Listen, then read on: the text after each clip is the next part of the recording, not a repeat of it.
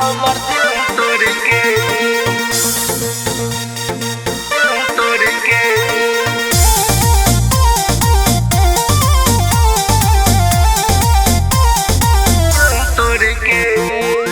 Music by धड़कन Yadav.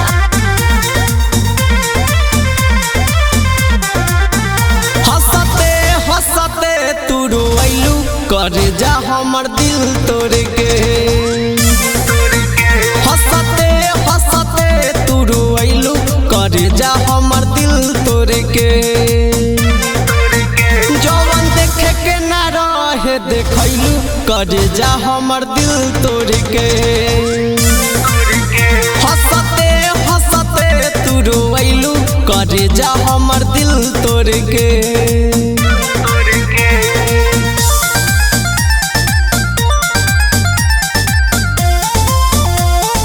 Mix by धड़कन यादव।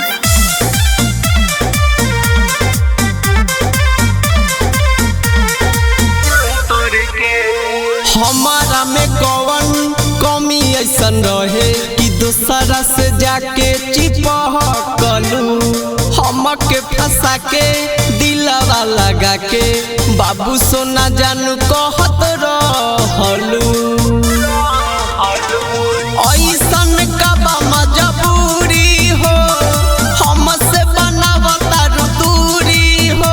तू ठीक नहीं कैलू हमके छोड़ी के अपन प्यार के नहीं निभैलू करे जा हमर दिल तोड़ के। हंसते हंसते तू रोइलू करे जा हमर दिल तोड़ के।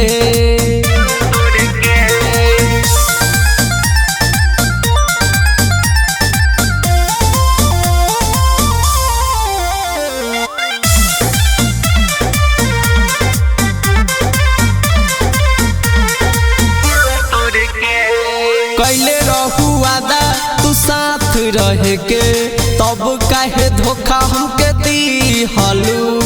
कवना करम के ए हमर सोना हमारा से बदला तू लिहलू।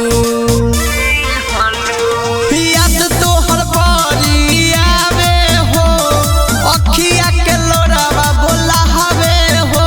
तू खुश रह हमारा से मुहवा मोरी के। सचिन धड़कन के जियत मुआइलू करे जा हमर दिल तोड़ के।